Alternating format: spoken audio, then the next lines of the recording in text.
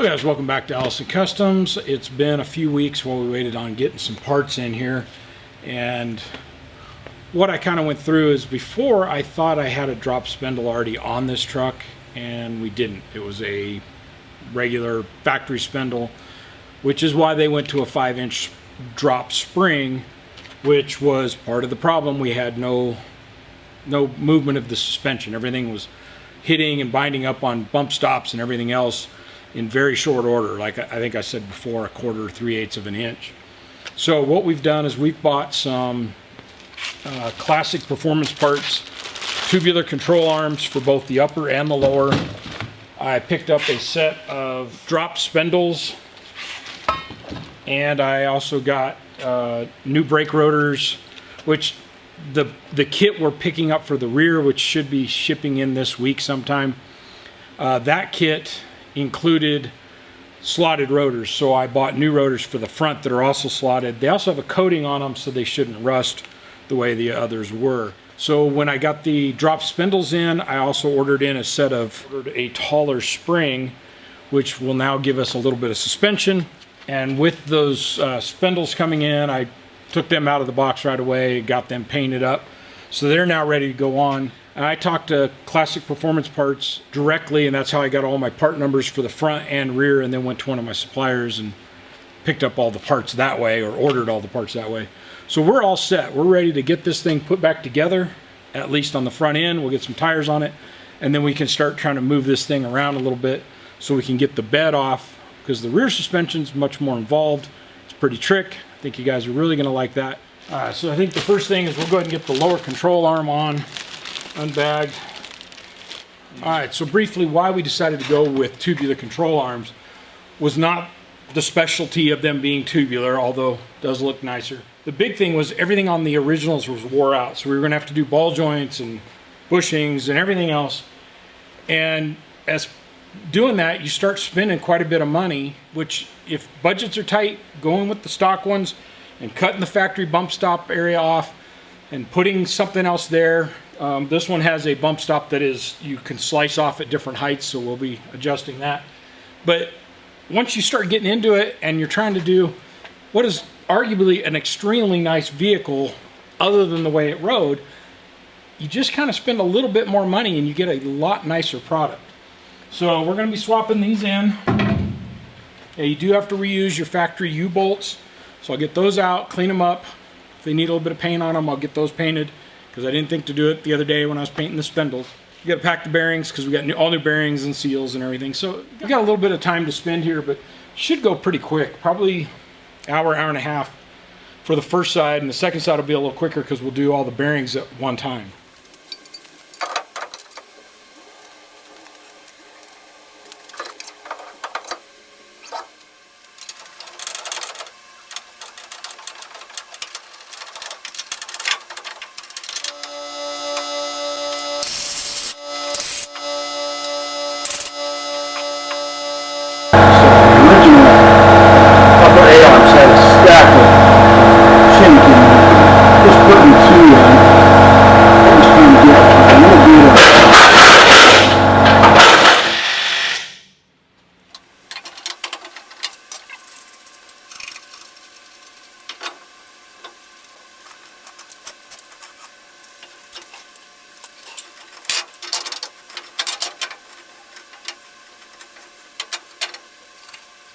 All right, so next up, I just got to tighten up the 2 castle nuts, put in the cotter pins, and then we've got a shock we can use for now. It's the one that came off the truck, but I believe that this shock is about an inch short of what it needs to be for the suspension to work correctly. So we'll be measuring for new shocks right after we get this all tightened up.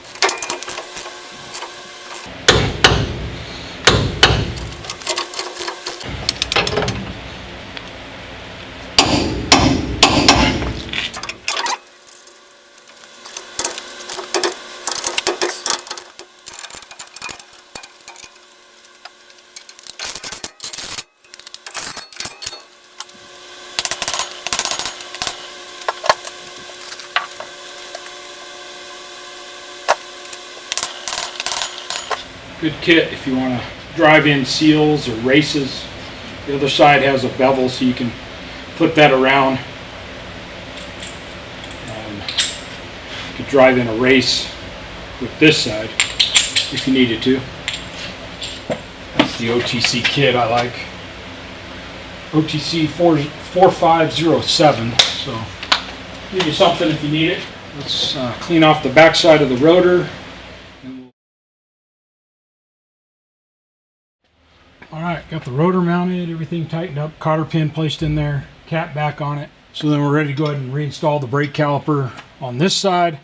Got the original pads, we're just going to use them, they're nearly new. And get this side put together and do the whole thing on the other side again. Need to grease both the upper and lower ball joint. And this side's really done, we can put a tire on it. Now we have decided the shock is the wrong length. Gonna have to get a shock at least 1.25 inches longer just to get it to where the front will actually, the upper control arm will actually come down to the bump stop. The shock is fully stretched out right this minute, and I've got 2 inches or so, 1.5 inches from the bump stop to the cover over here. So getting that longer shock will let this down more. That'll give some suspension travel. Okay, what's left is just the sway bar end link. We're going to go up from the bottom with that. The curved ends of the bushings go into the different pockets, and then you have the sleeve that separates them.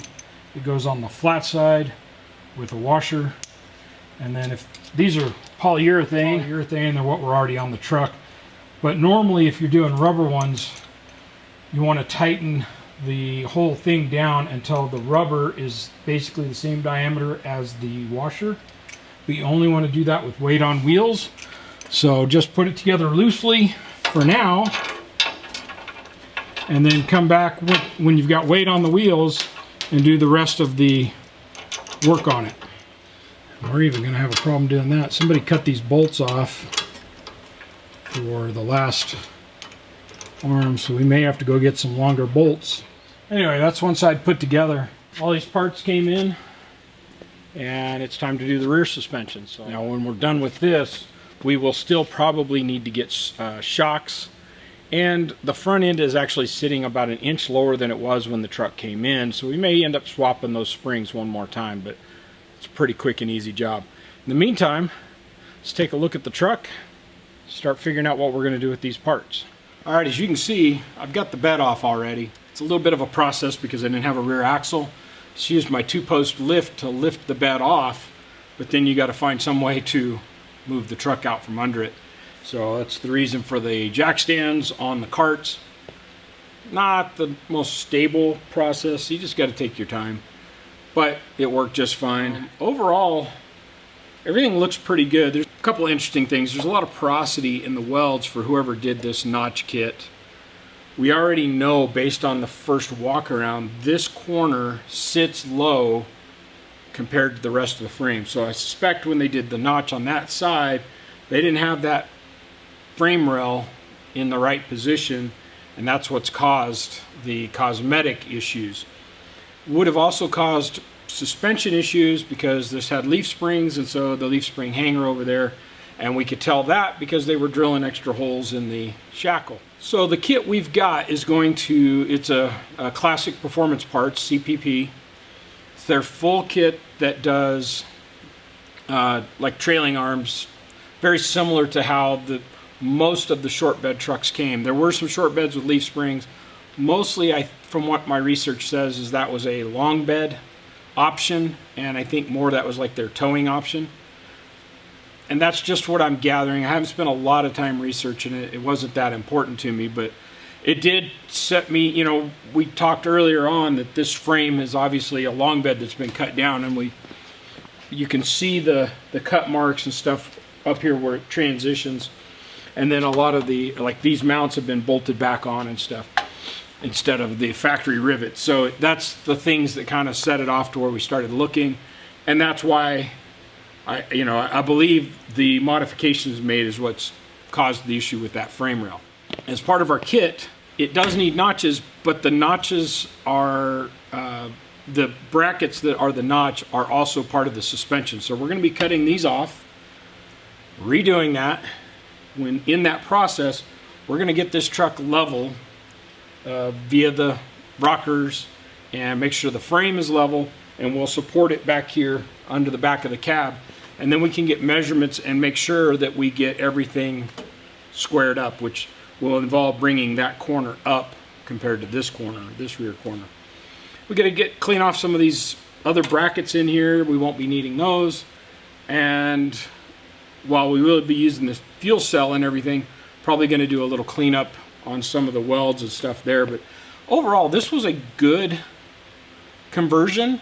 It just, they missed a couple of steps in their measuring. They failed to measure a couple times. All right, well, I now have the truck leveled, which has taken about 45 minutes.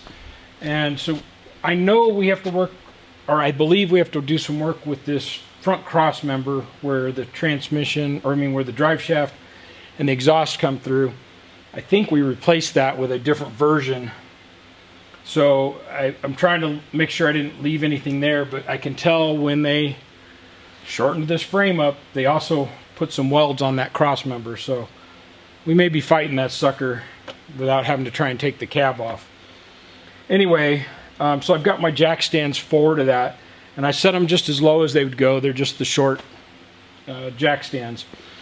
And then up onto the front, I use some scissor jacks, and they're just cheap ones I buy off Amazon. I'll try and remember, put a link in the description. But if you saw when I was working on Scott's C10, setting up the frame on the table, I was using those same jacks on that. I bought 4 of them, and I use them all the time. Anyway, so what I've done is that becomes my pivot point here, and then you put those scissor jacks up under the front frame horns, and you raise each side until I have basically level at the rocker panel and level across the radiator support. So you might be able to still see the level sitting up there, but I'll take another camera around there and let you see what I've got. Once I get it really close, then I take those same levels that are sitting on the rocker panels and I mount them to the frame underneath the truck. And the reason and they're magnetic. The reason I wait so long to do that is because of the getting up and down. Now, if you had 2 or 3 people, this job would probably only take about 15 minutes. But by the time you get up, move around, check again, tighten something, loosen it, adjust the jack, and you're one person, it just takes a long time. So, but it is now level. The rear is just hanging out here in space. So what we're going to do is pull some measurements. And I can't tell you, I was thinking about this. If you had a stock truck, the frame was stock, and it wasn't all twisted, and if you're starting with an old truck and you're going to be building yourself a hot rod, and you pick up this old frame, whether you're going to shorten it, whether you're going to do anything, my recommendation would be to take it to a frame shop and have them put it on their frame jig and square it up. Those things have been run out through the boonies, down dirt roads, out over farms, whatever. They're gonna be tweaked, and they're 50 plus years old at this point. So do that for yourself. This frame went to a frame shop. They straightened it as much as they could, we think, but they still had just shimmed the heck out of this back corner, which means they didn't do anything to this rear frame rail from the notch back, possibly all the way from up here where they shortened it back. Hence the reason that I'm doing everything off the front of the truck. I cannot trust anything from this cross member back to being straight, square, or level. So we're going to square up the front of the truck. It's done now. Now we'll come back here, take a bunch of measurements, figure out exactly where we think stuff is low. We'll mark it, just put piece tape on there, write the measurements like you've seen me do many times before. We're going to kind of strip everything off the back of this with all of our measurements in place, and then we can figure out what part of the kit we need to start install, and we'll just read their directions at that point. So here's where I find that on these trucks works to level it. You could try going across the fenders, but this truck was put together really well. The gaps looked really good. So I'm just working from here. You know, if there wasn't a cab on it, you just work off the frame horns of the frame. And then underneath, you can see I just go up under the frame horn with a pretty basic scissor jack. And just keep tightening those until you get your level points. And here you can see the level on both sides. And once I'm satisfied that the truck is level, then you're done. You just need to start making your measurements off everything off the rear or off the rear frame rails, so that you have points to go back to as you're putting the truck together.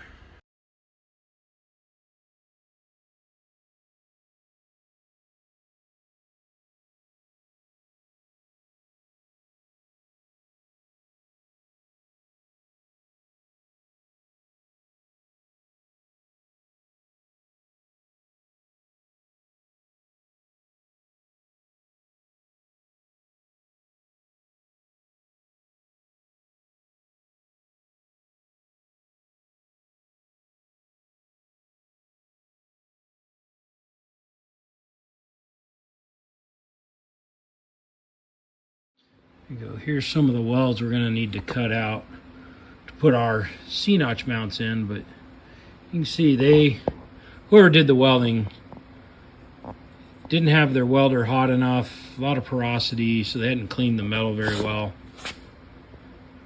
So it's probably good we're cutting these out anyway. They started to get a pretty decent weld right here, and they probably started here and then slowed down or turned the heat up or something. But their vertical weld was very cold and a lot of porosity. So anyway, we're gonna cut all this out, replace these notches with the ones that come with our kit and have all the correct bolt holes. So we're gonna get some more jack stands or scissor jacks and put under the back of the frame here to support it, so that while we're hitting all these rivets with air hammers and stuff, we're not moving stuff around real bad.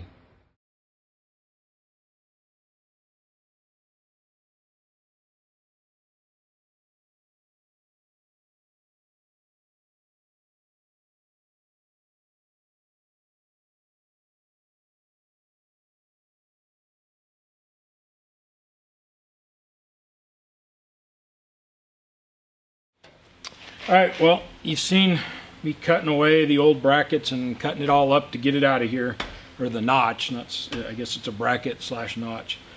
Talked about before that the rear end of the frame was twisted down on that side when you had weight on it.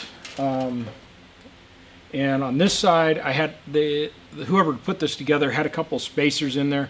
So when I put the frame back in place, I jacked this side up about 1/4 of an inch from where it was when we started. So it was 19 and an 1/8 inch to the top of the frame rail. Now it's 19 and 3/8. So that should eliminate needing a bunch of spacers on this side. We'll do the same thing over here. We'll bring it up to offset what we had. The new bracket's a little bit heavier duty, much nicer welds within the bracket, and then at least most of the bolt holes were lined up pretty close, these two especially, and one of the ones underneath here, there's 3 on the bottom. 2 of them, let's see, one of them. One you have to drill completely a new bolt hole.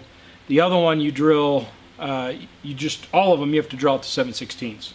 I guess that's what I'm getting at. So you drill all these out to 7/16, and then 2 of these lined up with the holes in the bracket. These 2 lined up.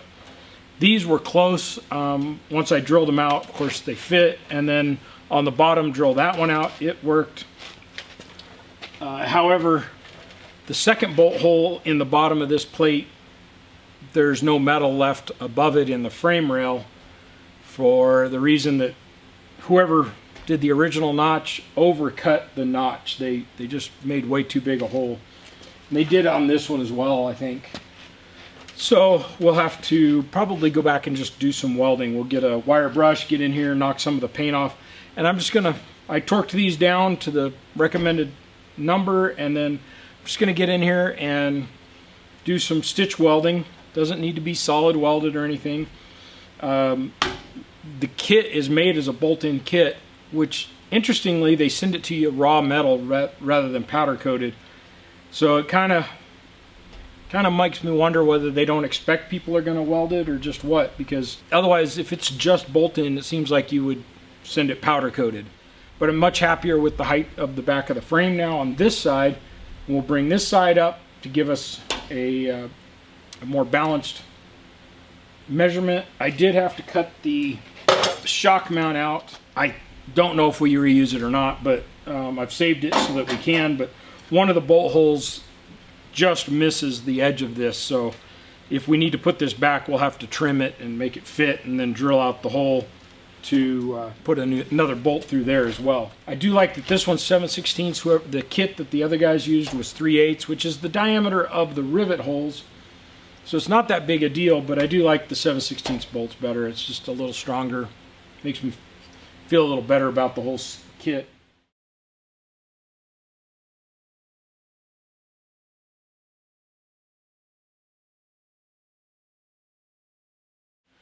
Alright guys, well, I got the frame done. Everything is straight, sits level. I've corrected this corner that was down. I got some spray paint on everything. All the bolts are torqued, and we're ready to actually start doing some assembly. Now, as you saw from some of the other instructions, it's not super clear. And this was a leaf spring truck, so we're probably going to have to figure out where the perches need to go. Get our drive shaft angles, our pinion and our transmission angles to match. Remember, that's kind of I think I showed you on the white Dakota pickup. You basically just need equal and opposite. Kind of the rule of thumb is if you can have the transmission pointed down 3 degrees and your pinion pointed up 3 degrees, that's equal and opposite. And that's kind of like that ideal situation. Sometimes you can't get 3 degrees, you know, but equal and opposite, that's what you want. You don't want them pointed at each other unless you've got CV joints. But if you're just using regular U joints, which is what we've got here, that's going to be the plan. So we're going to go ahead and get the control arms or trailing arms bolted up. And I basically want to get the whole suspension mocked up before I tighten anything, and then we'll pull our fuel lines and all that stuff back through. We've also got to run brake lines. The new kit came with brake lines for the rear axle, but we'll need to bring a brake line up from the rear, and we've still got the one that was on here, so we should be able to reuse that. So that's where I'm at so far.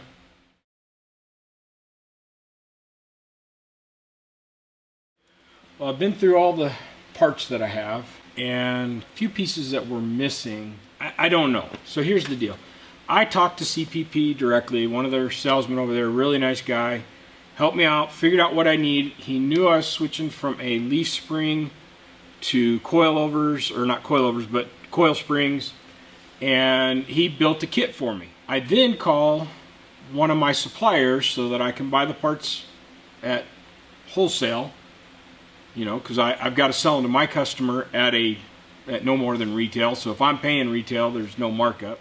Kit number that my sales agent created wasn't available from my supplier, so they called CPP, gave them the kit number. CPP said, oh yeah, okay, we'll create a shorter number, it'll fit in your system, blah blah blah, here comes your kit. And we had to wait. I think the trailing arms were the delay, I'm not positive on that, but anyway, we had to wait for a few pieces. I know they believed that I was doing a leaf spring to coil spring conversion because they sent me what looked like leaf spring perches. They're actually the coil spring or the trailing arm perches. So I know they had that in the kit, but for whatever reason, the kit didn't include the cross member that goes up here to catch the shocks, nor did it include a bracket that mounts to the frame in the back here to do the panhard bar. I've talked to everybody. We can't figure out whether the original kit should have had it, didn't have it, doesn't matter. Fact is, I'm missing the parts. It's $200, not the end of the world to finish the project, but it is going to be a week. So I am going to go ahead and get the axle over here, get our mounts figured out for that. So what I was saying is I'm going to go ahead and get the axle out. I've got to cut the leaf spring perches off of it. I've got to cut pretty much everything off of it that we're not using. Our shocks mount to our trailing arms, not the axle. We need these mounts on the axle, not the leaf spring mounts. So we're going to clean all that up, run a wire wheel over it. We've got brakes to do, so we'll get all that stuff done, get it over here, and start figuring out. There's also another problem.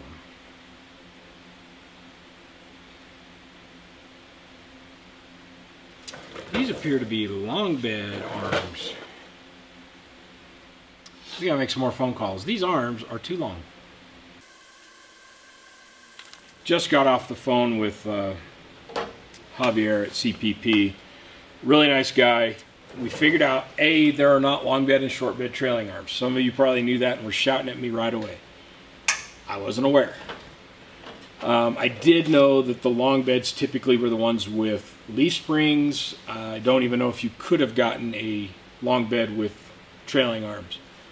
But I put this cross member where the other cross member was. I went out and looked at a long bed frame that I have here, and the cross member is in exactly the same spot. In talking with Javier, he's going to be sending me some pictures here real quick, but it sounds like, well, it's not sounds like, it is that this cross member would normally be much further forward on a short bed. Going to be kind of a pain in the butt because we're going to have to I mean, A, we got to move it. It's not the end of the world. We can take the bolts out of it. We can push the cross member forward, but we got to push it the right distance forward, and we're going to have to probably drill holes because looking at my long bed frame outside, this cross member, or there are not extra holes in that frame where that probably bolts to. So I'm going to take a measurement here of where I think the notch and the trailing arm should have come up. I'm betting about 18 inches. And then I'm going to go out there, measure forward from that cross member forward and see, just make sure there aren't any holes already there. Because it's supposed to be the idea that you knock the rivets out, you bolt the thing in. Kind of explains why we had to drill bolt hole, or 2 bolt holes. I think it was just 1 on each side with that. And then he says you probably need some shock studs to mount off of here. So I'll get those coming, and we'll get the rear axle, figure out where this needs to go, try and get it done today, and then maybe we can get onto the rear axle. But we found out, you know, it's the first time I've done this conversion. I'm not surprised there was stuff I didn't know about them. Going from center of C-notch, about where I think the trailing arm would be, that's about 13.5 inches. I'm about as certain as I can be out there that there aren't holes, at least in the top of the frame, that close to where that cross member is. So we're going to be drilling some holes.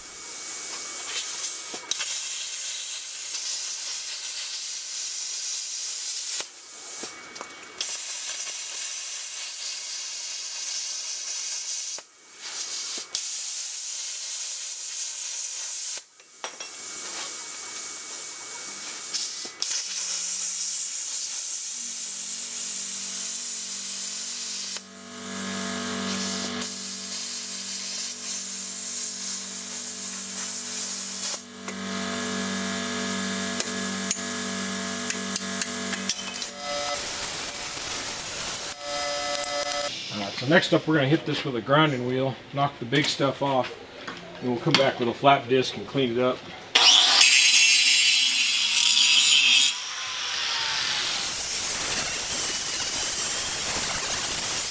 Alright, well, that's everything cleaned off. There's some pretty good divots in this.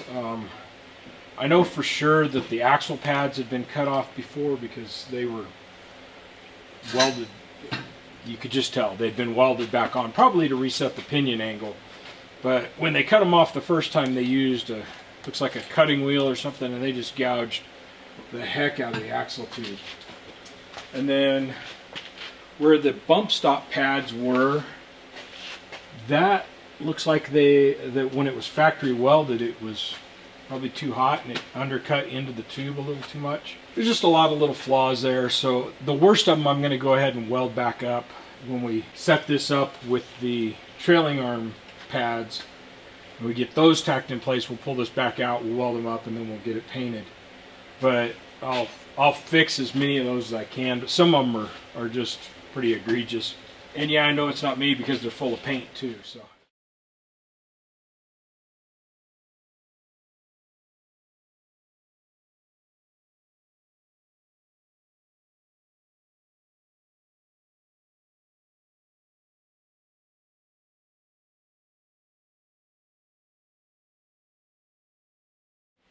Now typically what you do when you want to convert a long bed to a short bed is you cut under the cab and behind this, or I guess in front of this cross member, and you cut 12 inches out. Whoever did this one, they cut it out and it's plated right here in this slope. Seems like a bad place to do it, except what I'm sure they did was they could cut it right here without having to take the cab off the frame, and they could get their whole mod made. If you were just to leave the leaf springs, then everything works just fine with that. So what my plan is to bolt the axle to the trailing arms loosely, just get it to where it's all about where it ought to be, pull the bolts out of the cross member, push this cross member forward until everything looks like it lines up, and then put the bed back on it and make sure the wheels are lined up in the wheel well. It's becoming much more of a project than I intended. It's not the end of the world, but it is a pain in the butt. Alright, here's where I'm at. I put the axle on the trailing arms, then I measured from the top center of the axle to the center of our C-notch, and on that side it is exactly 12 inches. On this side it's like 12 1/8. That means that the chop job on the frame up here, while not where I would have done it, isn't screwed up. We're not completely out of the ballpark of making this whole thing work. We do have to move that cross member, but at least we know if we move it 12 inches, which is what they were supposed to have cut out, it appears that's what they did cut out. We move that 12 inches, our axle is going to center up under our C-notch, and we will be back where we should have been this morning. So, got most of a day lost to chasing this problem, but we have a viable solution. Drove 10 holes. The top ones are going to suck because the cab is on the truck. As you can probably hear, I've got some kind of cold. Don't feel terribly well, so that just seems super daunting right now. I think I'm going to quit for the day and go lay on the couch. So I'll see you guys probably not tomorrow, maybe the next day. All right, with I don't know, quite a little bit more work. Yeah, quite a bit more work. What I've got is the axle centered on the trailing arms, and if you're interested, it's 6 7/8 inches from the inside of the flange for the brakes, the axle flange, to the inside of the bracket that mounts it to the trailing arms. So it kind of looks like a leaf spring mount, but obviously for the trailing arms. These are a little wider than the factory. I luckily have a factory rear axle that's the same width, so I was able to go measure it. It's 7 inches on those for the same measurement, but these brackets, these pads, are a little wider than the factory ones. So 6 7/8 works out on both ends. And then measured my transmission angle, and it's 3.1 degrees down. I don't know if you can see my angle finder on there, but I've got it at, well, because I'm 90 degrees to it, I got it at 86.9 degrees, so 3.1 degrees up. That sets everything. I'm going to get my welder. We're going to burn 4 good tacks in on these brackets, pull the rear end out, make sure everything's cleaned up as far as the paint and everything, weld these brackets on, and also fill in some of the divots from previous work that was done on the truck. Then we can bring the axle back. We'll get that painted, but then we'll bring it back, install it. We can put our coil springs in and start running our fuel lines and our brake lines and all that stuff, waiting on our cross member for our shocks. But basically the truck is sitting at ride height. It's level, axles at ride height, so that's how I was able to ensure that I'm getting reliable measurements here. So the transmission's down 3.1 degrees, rear axle's up 3.1 degrees, equal and opposite. That's all we're after. I'm going to weld probably just past halfway on each side of these mounts. Roll this thing over. May have to put a jack stand under the pinion, and then we'll get the other side. I've got my welder set for 1/4 inch plate. The other thing is we don't want to get too much heat in this tube, so we're going to take it easy. We're going to do probably 1 inch inch on each side, then we'll go over to the other side, do that, let it cool a little bit, and we'll do some more. The other thing I like to do, you can't weld all the way down in there, and it's really not necessary to weld both sides of every bracket like that. But I'll take it in about 1/4 of an inch, 3/8 of an inch on each side of these tabs, just to make sure that the corners don't want to break out, because that's where your cracks will tend to want to start on these kind of things.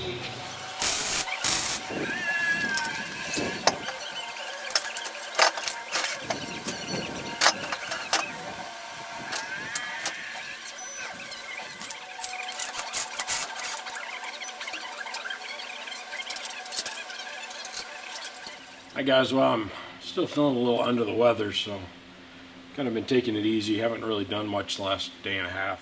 Kind of got a little motivated to get out here and get a little something done, so I'm going to pull the rags out of the end of the axle tubes and try and get the brakes all bolted up. Shouldn't take that long. It's really just some backing plates, caliper mounting plates, and then sliding cleaning the axles up and sliding them back in, sealing up the rear cover, and then I'll have to go get some oil for the differential.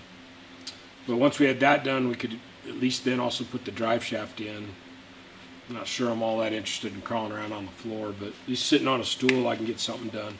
I think I showed you guys earlier, we've got a CPP kit, goes with that rear suspension setup. Gives us a new set of calipers, which are just a GM type caliper. I'm sure probably like the Eldorado calipers, because it's got the manual operating parking brake. Came with some new wheel studs for the back axle, hardware and brackets, short hoses for the calipers, and it did come with some hard lines, a long and a short to go over the differential, so that should help that. And then we have some slotted calipers or slotted rotors rather, to match the front.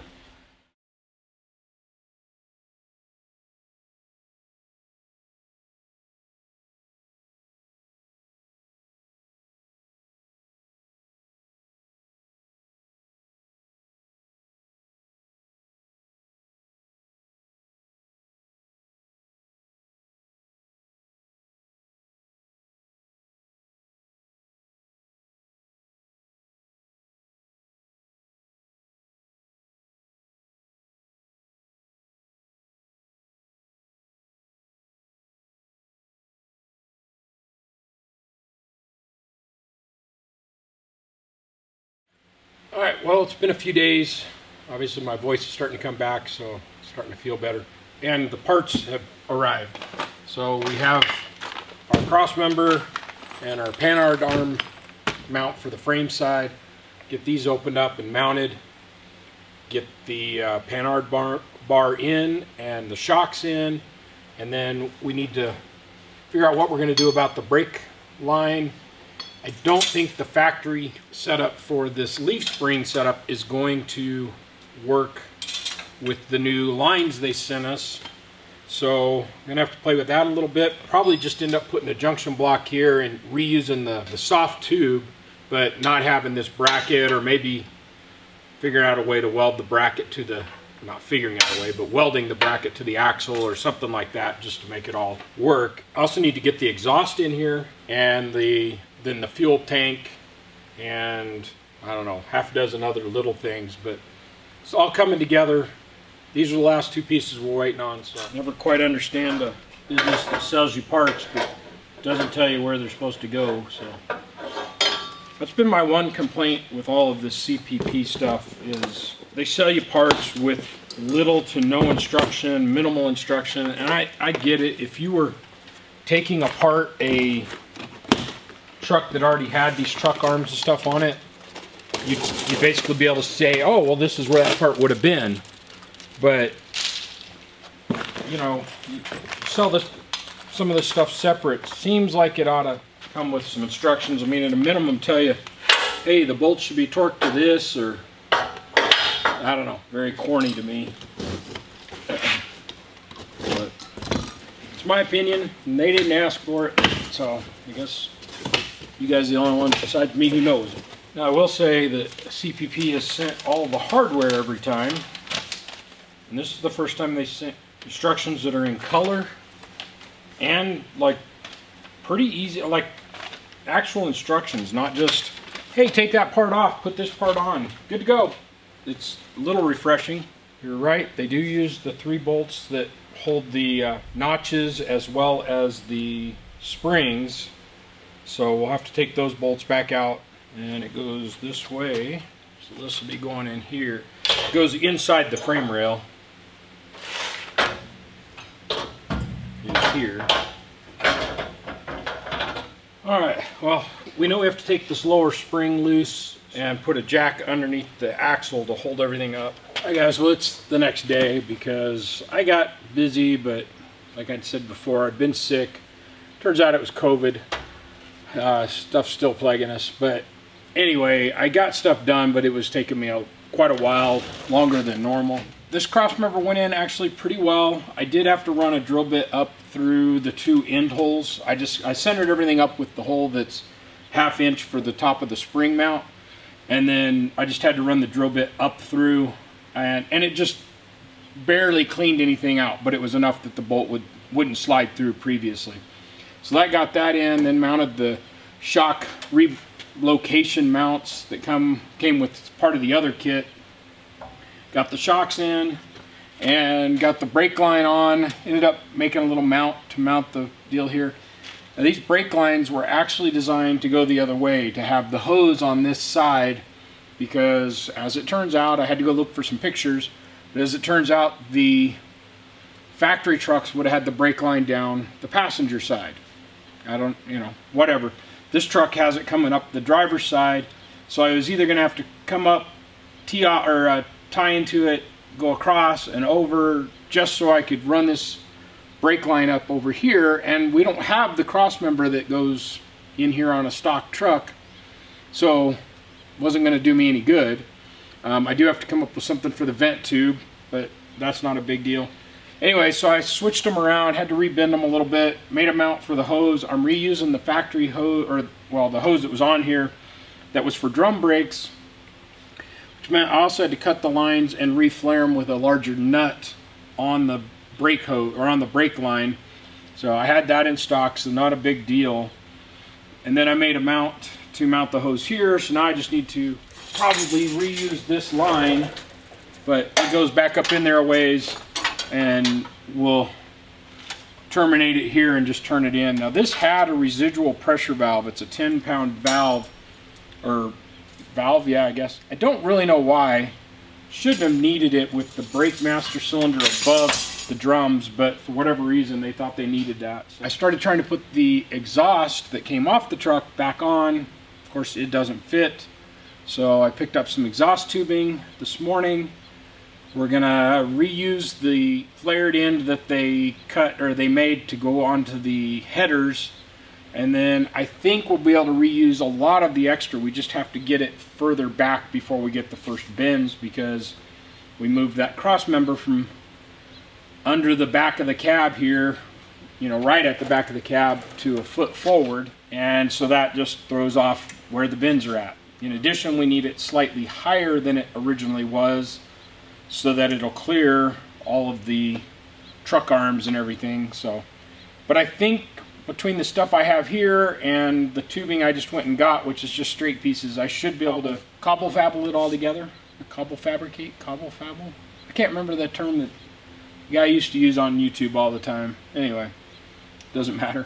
Got the Panhard bar in. I did have to just kind of hook it into that side and then figure out roughly where it would not feel like it was in a bind forward or aft. Mostly trying to go forward because we need to clear the fuel tank area. So I think all that's done, and I think we're actually pretty well set to, we got to get the exhaust in next, and then with the exhaust in we'll be able to fit the fuel tank and everything else comfortably. Muffler should be way up here in this open area. That's the plan. Talked to the owner. They're excited to be getting the truck back, so we just need to move forward a little bit and finish this thing up. But so far I'm very happy with the fit and finish of everything. Like I said, there's really not enough instructions that come with this classic performance parts stuff. Now That's probably because I'm doing a swap over from leaf springs to the truck arms, but it just seems to me if you're selling this stuff, you really ought to put instructions like, you know, it wouldn't be that hard for them to have told me, hey, you know, this mount should be X number of inches from the back of the frame. Or I know if it was a truck armed vehicle, the holes would already be there, and all I would have been doing is knocking out rivets and then bolting in this new mount. And the reason for that is because the factory axles that would have had this truck arm or panhard bar rather would have had a little mount right here, and it would have been a real short arm, and the angle would have been different. So all this was doing was realigning so that the mount could be over there off the truck arm. Panhard bar is not tight yet, and I haven't tightened the bottom of these U-bolts, because one thing I want to do when I get everything in place, I'm going to pull a tape measure from the front to the back here and just make sure we've got the rear axle tracking straight, because we can move it, not a lot, but we can move it, you know, maybe an 1/8 inch forward or back on each side, and that would help us center the whole thing up. And again, I was kind of having to guess where stuff went. Just to help you out, there is a bolt on the back side of this panhard arm mount, panhard bar mount. There's a bolt that goes this way. You can probably see it right here. And that bolt hole is 23 inches from the end of the frame. So if you guys are doing this and you're doing the same conversion, just measure forward 23 inches, line your brace up and drill a hole. That'll get you centered up, and then once that one was snugged up, then I just drilled the others from underneath and up through. And they're all 3/8 bolts.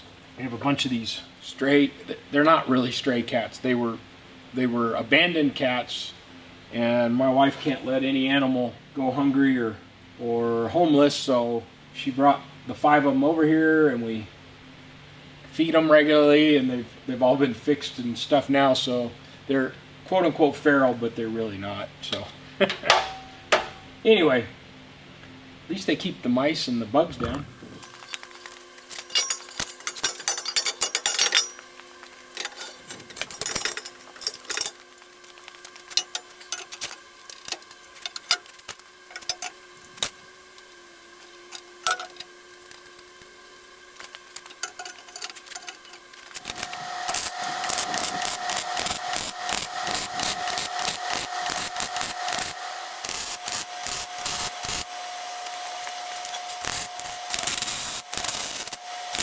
There's one pipe, sectioned out quite a few chunks of everything, and then of course painted it because it was all different colors with the different welds, and whoever had done the work before just left the raw welds and they were starting to rust, so I just wire wheeled everything, painted them up. Now we got to make the other one fit, but at least we kind of have an idea how this one went in, so hopefully the other one will go in a little quicker and a little easier since we kind of have a plan.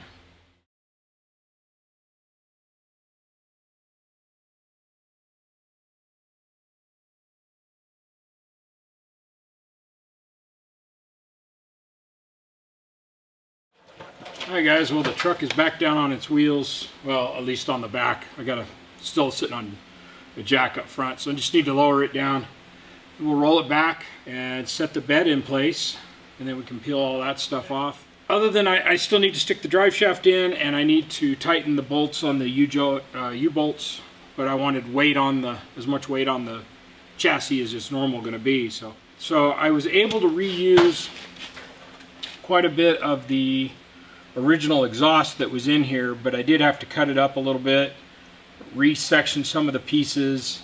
I ended up putting about 39 inches of just straight pipe up front, just to come through the center cross member, which is the new one that we just put on, just to get everything up to there and then kind of cross over. And anyway, I think I've made enough room everywhere.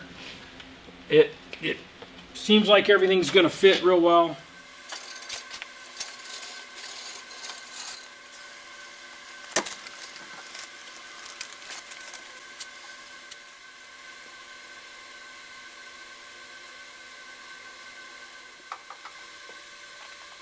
All right, guys, so we're under the truck. We also need to get our parking brake cable set up. Now, the kit we bought from CPP came with these nice looking cables, but the ends, there's no ends on the cable. They're way too long because it goes in here and it goes in right up there, and then all of this hanging out we don't need. So I'm going to work the routing just a little bit on this, line it up, pull the inner liner out of it, and then, or the inner cable out of the liner, cut those off, and go ahead and get them mounted. I got to do that on both sides. Then the factory cable, here you can see has got a interesting solution, and I'm like, what the heck was that about? Well, after you think about it for a minute, this was a long bed, was made into a short bed, so that cable was way too long after that. So I can't leave it like that. That just screams amateur, and not even amateur. That just screams, you know, danger. So anyway, we're going to cut this cable to the proper length, which is probably, I mean, for a short bed, it's probably around 95 inches or something. But we'll just get it exact. We'll get it to this cable length here, and then our adapter, or our joiner will go right in here. But we'll just cut this cable off and put a new ferrule, however you say it, on the end of the cable. Yeah, so this is the driver's side. I'll try and keep this stable. You can see the cable comes through here and into this bracket, and then there's an E-clip that's in here. And the easiest way I've found to do anything is to take this spring off, get your cable housing mounted, then run the cable through it, and then put the spring back. And that's all on, you know, it's a GM, I think they were Cadillac Eldorado calipers is where this design came from. And you can see cable goes back up, and if we turn the light over there, cable goes up, goes through, and mounts into that bracket up there. Anyway, I know this is not super easy to see, but that's what it should look like completed. And I just put this aluminum piece on here, this ferrule, whatever you want to call it. I just put that on. All right, so here we are on the driver's side. I think I said the other side was the driver's side, but this is the driver's side. You can see this is what everything looks like before we get it installed. So we've got the cable loose. There's an E-clip that goes in one of these grooves. We need to run this through that hole, and then you can see because of the spring, there's really no way to put the E-clip in there. So I found it's just easier to take that spring off, run our cable, and put the E-clip on, and then put the spring back on. And what works best for me is a stubby screwdriver. I don't know what else I actually even use this screwdriver for. But I just push it in here. I'm able to put some in this side here, put some pressure on the spring, it pops right out. Takes a little more to put it back in, but it's easier to put it in than try and fish that E-clip through there to get it into that into that cable end. Okay, this is our cable. You got to run it back inside that sheeting. One end already has the ferrule, whatever, on it.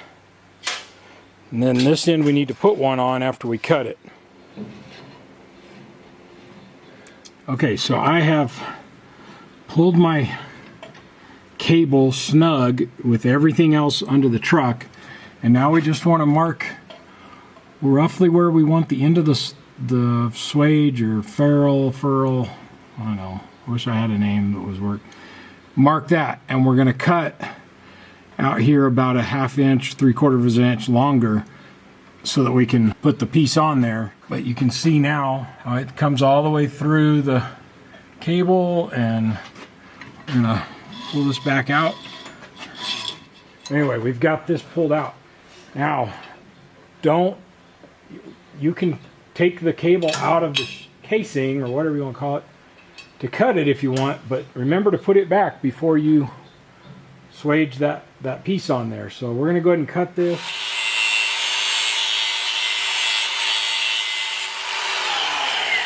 You can kind of see it unwrapped a little bit there. take a rag or something else and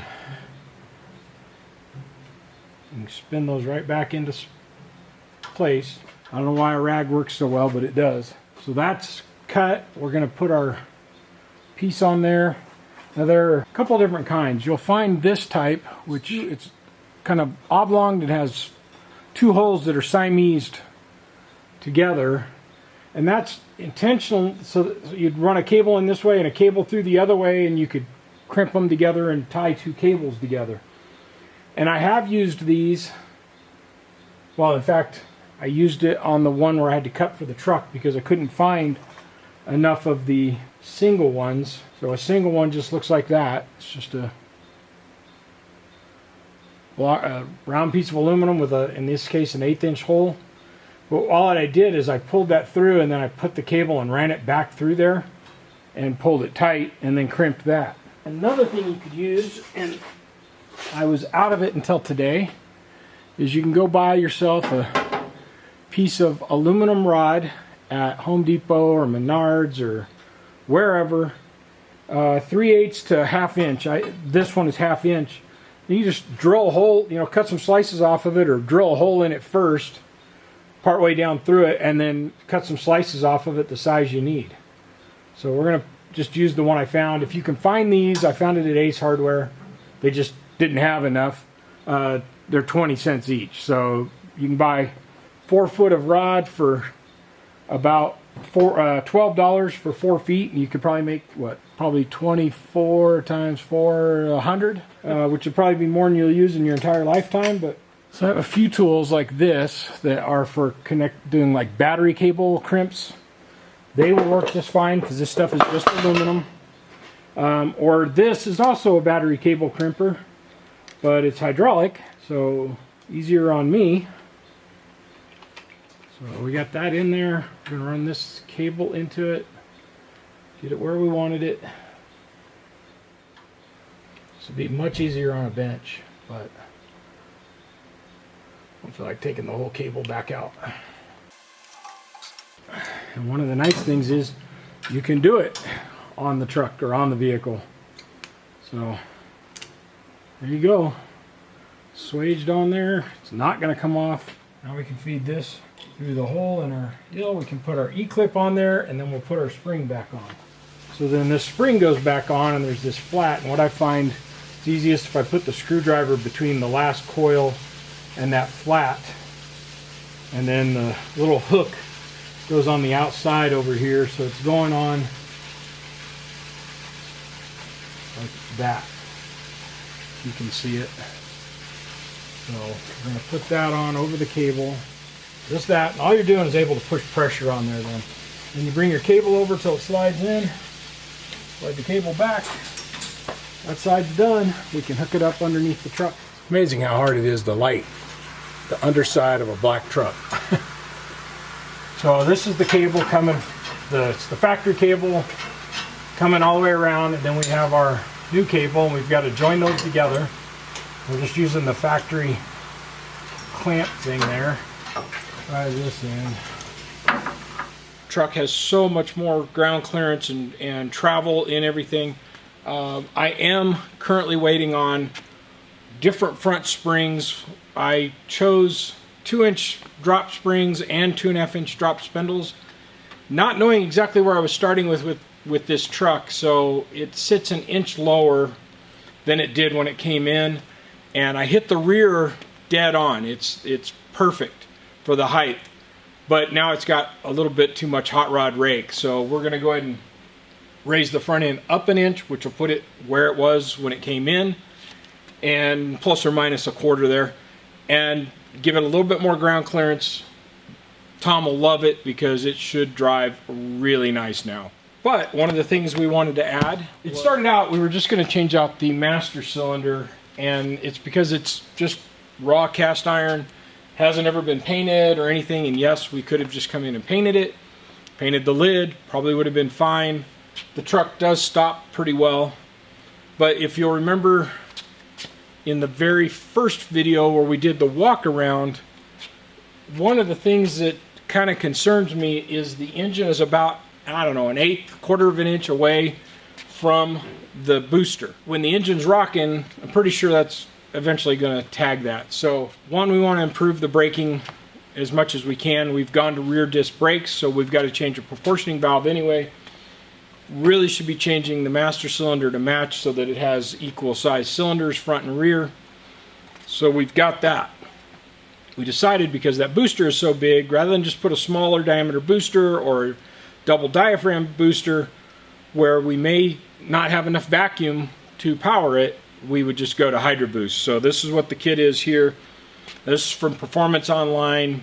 Again, not a sponsor or anything like that. We paid full price. And in fact, I don't even get a discount with them. So we're gonna open this box up, pull all this stuff off. Probably have to make a couple of brake lines. But other than that, this should pretty much bolt into this truck. It is a kit made for this truck. So let's get this open, get started. And then the end of this video, we're going to clean up the last few items that will make this truck what Tom wants it to be. Make it to where, like right now, you have to slam the passenger door to get it to close. And it's because it's too tight against the rubber, and that almost always is at the front of the door where that problem occurs. It's because it's pinching in on that rubber before the latch can catch. Now, unfortunately, that means we have to loosen the hinges, pull the door out, maybe as little as 1/8 of an inch, but we got to pull the door out a little bit. You got to realign the fender to make that work, and then we'll have to realign the hood. Now, the hood needed some alignment work anyway, so we were going to be on that process, but we're going to end up moving the fender, moving the door, moving the hood. Then we can put, right now when you slam the door, the door latch on the interior door latch comes flying off, flies all the way across the truck. So we'll put some new clips on there. We got some escunions to go behind the window and door cranks, or door handles, so that you're not scuffing up the really pretty interior that's in this truck. And then we're pretty much done. We just have little details, some rubbers that were never reinstalled on the fenders for the hood to line up, just little things like that, and this truck will be primo. So let's get the brakes done. I'll get you in close so you can kind of see the work we're doing. And probably first we'll go ahead and take a look at what's in the box so we know what we got in our kit, and then we'll get started on the truck itself. All right, guys, well, what we got, and this, for those of you longtime viewers, this may look really familiar to you. It's because it's exactly the same kit we used on Scott's C10. It is a Hydroboost system, and I'm pretty sure these Hydroboost units come out of like the old Aerostar, or not Aerostar, but Astrovans. A Willwood master cylinder, and then we've got the blackout version proportioning valve, and this one's got a manual set so we can increase or decrease the rear braking pressure. Brackets for that, some lines. I went ahead and bought a filter for the power steering system. We got a hose kit, which comes with a bunch of fittings, and then we've got the hardware kit that lets us adapt the brake pedal to our Hydroboost system. Pretty straightforward, does come with some instructions, so follow those. But what I'm going to do is get the camera over here. We'll get some pig mat down or something so we can take loose these brake lines and not put it all over the painted parts. Okay, so what we're going to be removing is the brake booster master cylinder, the proportioning valve, the bracket on the firewall, disconnect the brake lines. May end up remaking those or rebending them at a minimum.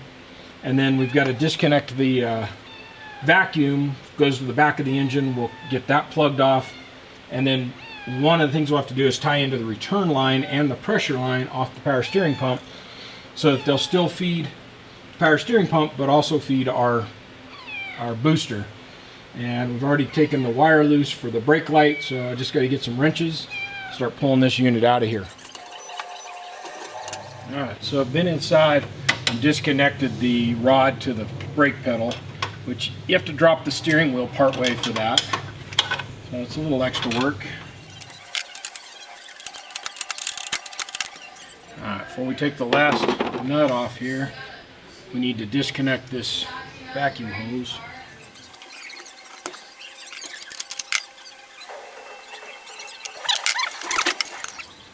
Now, of course, we didn't have a whole lot of mess because I had already drained out the brake lines when I replaced all the calipers and everything. Alright, so I set this rod length as short as I could, and that is still about 3/8 to 1/2 inch longer than the other setup that was in here. So we'll see how that works out for us. We're gonna have to loosen up some of these brackets. We got these brackets so tight they're pinching in, but it came fully assembled.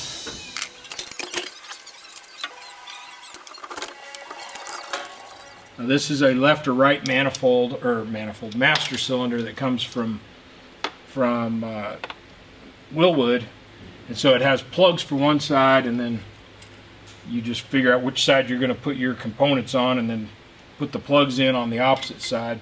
There have been plenty of vehicles where I needed the proportioning valve on the other side of the manifold, so you get a different mounting bracket, puts it on that side, and then and usually when you buy that mounting bracket, it'll come with some new, at least from Willwood if you buy theirs, it comes with some new short lines to get from your proportioning valve over.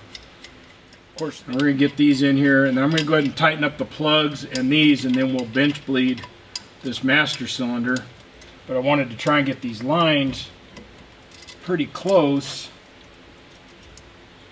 so that when we're done, we can just hook up the lines and start the bleeding process. This proportioning valve is set up to where you can run a brake line to each front brake. The truck was already plumbed for one brake line, so all I had to do was bend it slightly and it fit right into one of the ports. And then the rears has 1/4 inch line. You really only need 3/16. So you could get a 3/8 24 to 7/16 inverted flare adapter, and that would screw in there, and then this line would screw in. I don't have any on hand. I've got to order a plug for the other front port.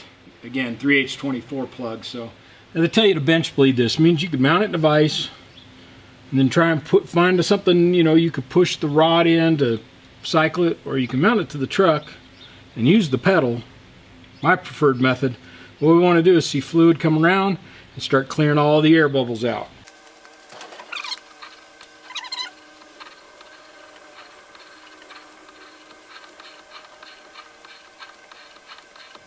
All right, well, here's the truck in its finished form. Owner's on his way. We have redone the rear suspension, redone the front suspension a second time, in that I had to change out the front springs. The original springs I bought with my plan had been 2-inch drop springs with the 2.5-inch drop spindle. And although I liked the way it looked as far as it tucked a little bit of tire and all that, the back end was too high, too much of the hot rod look. So we went to a 1-inch drop spring on the front. It's actually now within about 1/4 of an inch of where the truck was when it came in, about 1/4 inch higher. The rear is almost exactly where the owner had been pumping the air shocks up to make it sit. It sits just a tiny bit of the hot rod rake. It's not exactly level, but that's how it came in. So we weren't trying to change that so much as get some suspension travel. I've driven it down the dirt road out here in front of the place, took it out, went and bed in the brakes, and stops amazing with the Hydroboost. Got the 4-wheel disc brakes now. It's already a great running truck. It could really use a Positrack because it will just smoke a tire almost instantly. But we've adjusted the passenger door so it closes correctly. We've got the hood adjusted so it's nice and flush and centered up. There's a lot of little details. I mean, I went around and there were some trim screws missing. I replaced some trim screws. Some of the little rubber bumpers that go in places, I replaced a few of those. My opinion is the truck is really, really good now. The only thing it needs is, it does still need an alignment. It drives really nice. I ran it up to about 60 miles an hour, but I know the alignment's off. Steering wheel's off just slightly, so you're not tracking quite straight down the road, and it's got the little stripe at the top of the steering wheel, so it's off. But the owner knows that it needs an alignment before he drives it very much. You can see super clean in here now. Really like how all this came out. We got all the hoses nice and tight. We leak checked it, gone back and done a bolt and nut check with wrenches to make sure everything was tight and where it should be. Truck is done. It's a great project. Did take a little longer than I had originally hoped, but you know, hey, whatever. It takes what it takes to get it right. And thank you guys for following along. I hope you like the truck as much as I do. The walk around we did at the beginning, it's just a beautiful truck. I believe the owner is going to be thrilled with it. And instead of wanting to sell it, hopefully we'll want to keep it and drive it and just put some miles on it. He's got quite a bit of money tied up in it because when he bought it, it was a small block V8. He's done the LS conversion, 6-speed automatic. So he's got some money tied up in that. He's got quite a bit of money tied up in the all-new suspension. Now it's time to go enjoy it. It drives really smoothly, and that's on my dirt road. You just on the pavement, it drives really nice. Power steering, power brakes, AC, got a nice stereo. I don't know what else you asked for.